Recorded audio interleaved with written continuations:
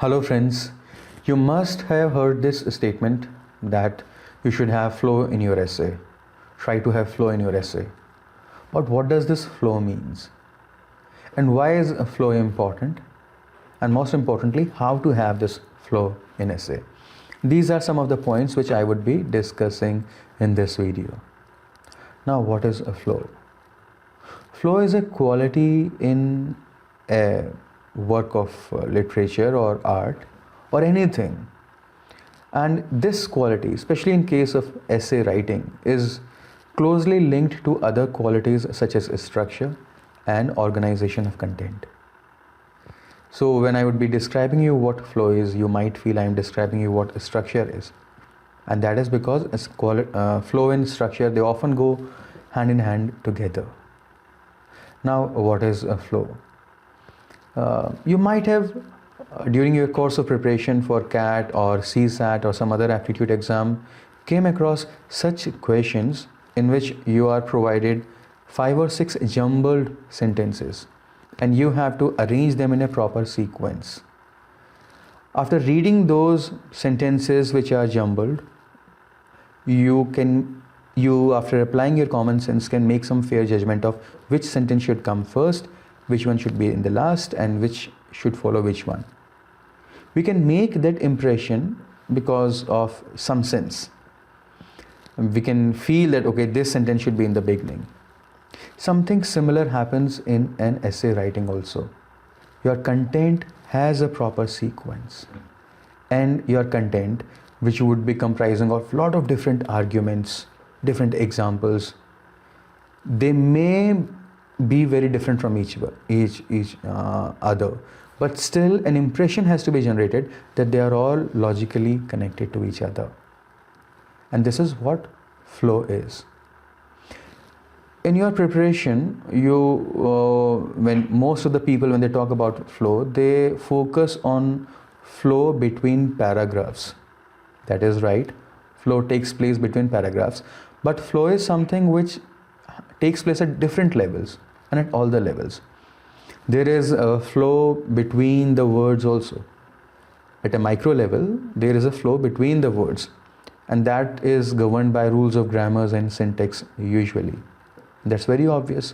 The words in a sentences should come in a proper sequence as governed by the rules of grammar.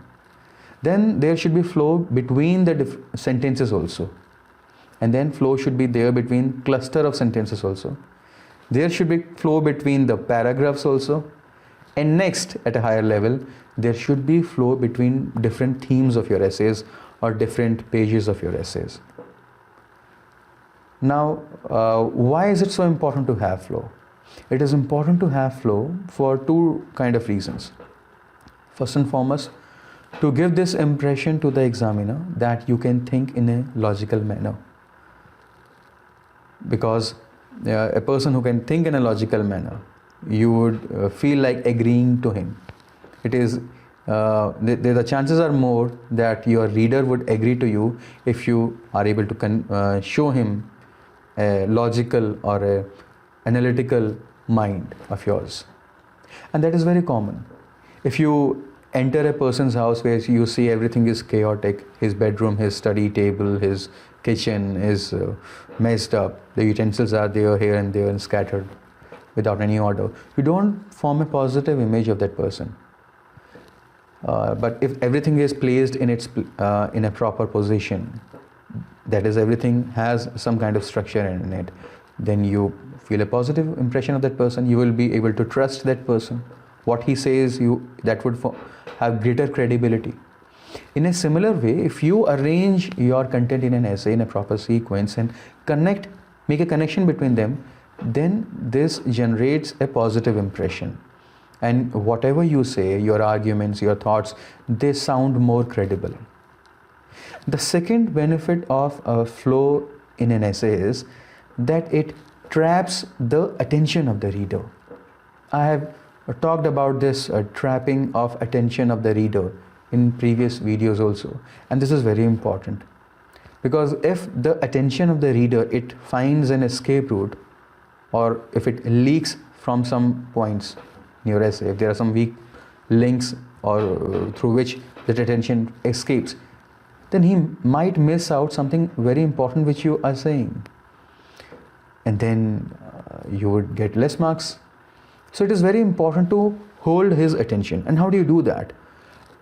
Like in movies, or in TV serials especially, you might have seen this thing, that when an episode ends, then towards the end of that episode, they raise your curiosity, either by asking question or by doing something, so that you are waiting for the next episode.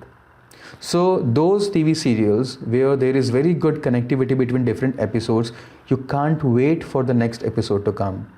And in cases like some good series, web series on Netflix or Amazon Prime, you start doing what is called binge watching. So you should try to make the reader do binge reading of your essay, so that he reads your essay in a one continuous streak.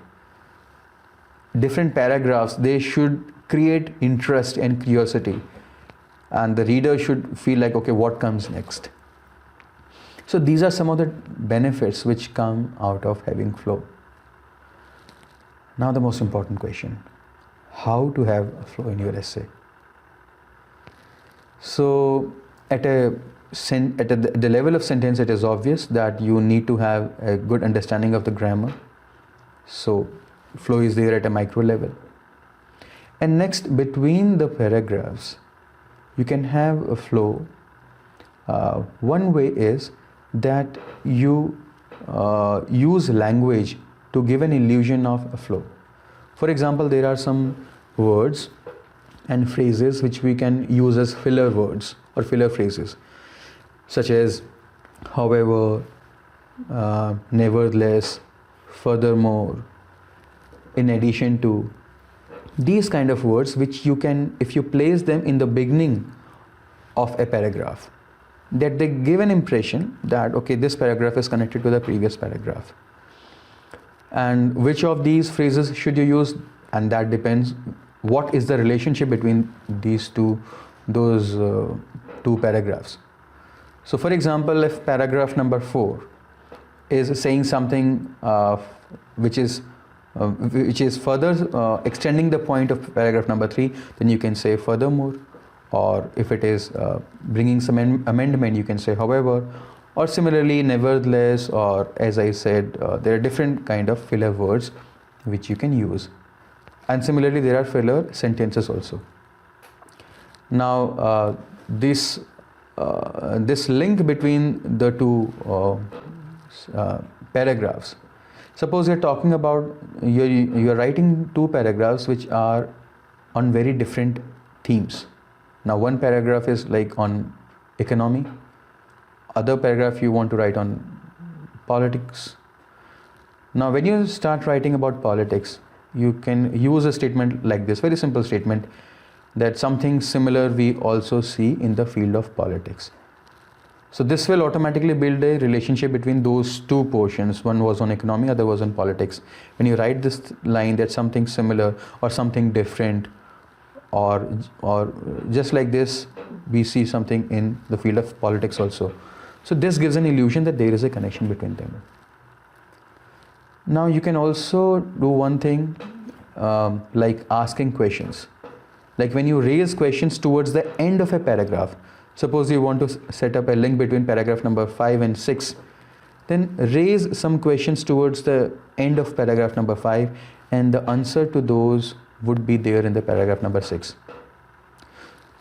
Next, how you have flow. The flow, as I said, is not just between the end of a paragraph and the beginning of the paragraph. The last point which I told you was about showing the flow between the end of a paragraph and the beginning of the subsequent paragraph. But a better way to have a flow is that the central idea of those paragraphs should have some relationship. So for example, paragraph number 5 and 6 I'm talking about. The central idea of paragraph number 6 should either give examples of what you have discussed in paragraph number 5, or it should bring out some flaws or drawbacks in what was discussed in paragraph number 5, or it should refute it, or it should supplement it. There should be some relationship between them. In this way, okay, you go on having a link, and those two paragraphs cannot be separated. When I write answer scripts, model answers, or whenever I write essays, sometimes when like if someone asks me to put in subheadings over there, it is very difficult for me to put in my subheadings, because my paragraphs are usually very much linked to each other. Paragraph number 5 is linked to paragraph number 6, 6 is linked to 7, 7 is linked to 8, and I'm not able to decide how do I put a subheading between them, because that subheading would break the link. This issue of subheading I had discussed in the previous video. The point which I want to make is that when you make these links between different paragraphs, then your essay, it looks an organic whole. It looks as if it's a part of a single entity, even though it is having different subunits, but it starts giving an illusion that it is same. But the best way to have a flow in your essay is to organize your content in a proper manner. And how do you organize your content? You could organize your content on different parameters.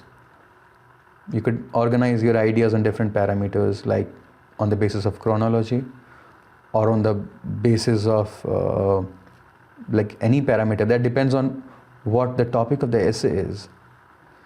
So if there is some scope of discussion of history, then you can discuss on the basis of chronology, ancient, medieval, modern, so on. Suppose you are discussing a topic like international relations, then on the basis of geography, you can organize it, like India's relations with our neighboring countries in the SAARC region, thereafter India's relationship with Middle East, thereafter India's relationship with the Europe or America, and so on. Or in the same essay, suppose you are talking about international relations, you can organize your ideas on those countries with which India has friendly relations, and then after that those countries with which India has not so friendly or hostile relationships. Now, on which argument you organize your content, that entirely depends on what the essay topic is, not what you are thinking about it. The best way to have flow in your essay is to have flow in your mind. If your mind is thinking logically, if it has constructed the skeleton of the essay in a proper manner during your brainstorming or even when you are writing it, then that coherence would be reflected on the paper. And if your mind is chaotic, if your mind is restless, and if it is thinking haphazardly, then the same chaos would be reflected on the paper also. So ultimately, the flow in your essay is largely influenced by the flow in your mind. So it's very important to channelize your thoughts and to construct them in a proper sequence. And that happens when you are able to have a calm mind and control your thoughts, and that happens with practice. The best you can do is practice. When you practice essay writing couple of times, then you start organizing your content at a mental level, and that organization which happens at a mental level, it gets a reflection on the paper also. So these are some of the things which I can say about having flow in an essay. I will give you an example, like you can see this example. It will help you see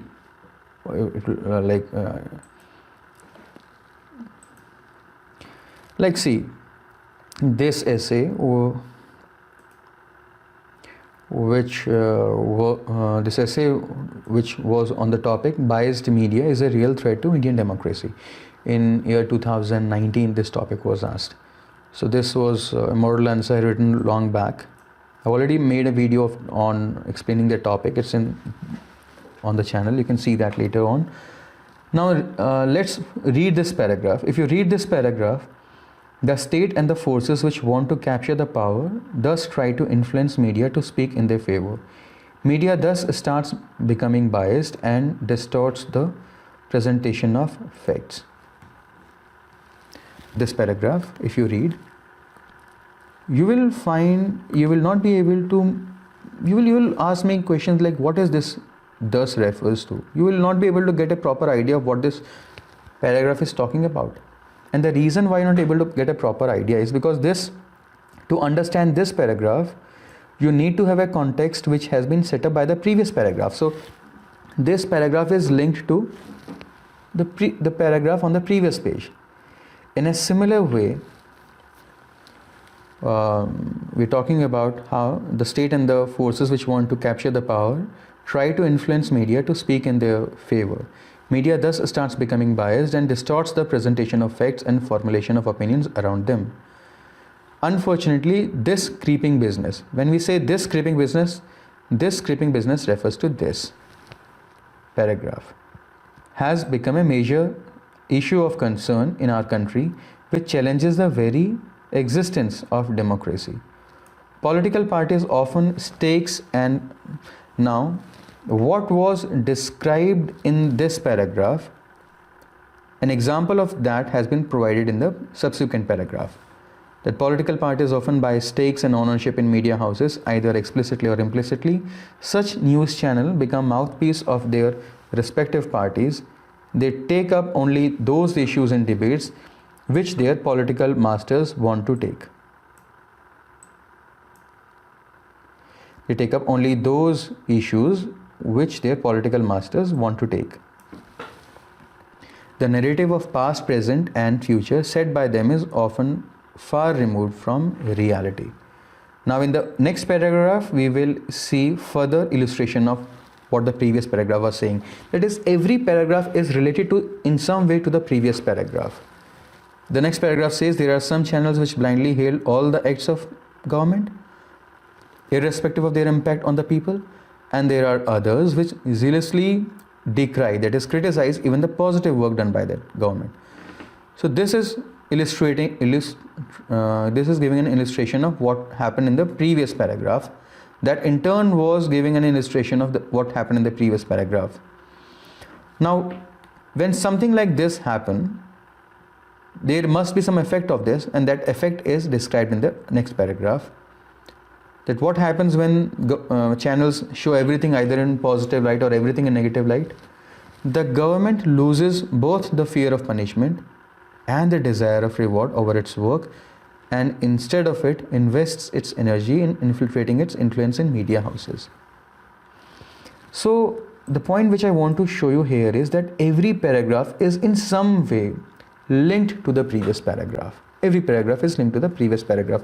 Either it is reflecting on the idea of the previous paragraph, either it is showing that what would be the effect of the previous point, or it might be even at some time rejecting what has been stated in the previous one, or at some time it might be taking, as I said, a hostile view.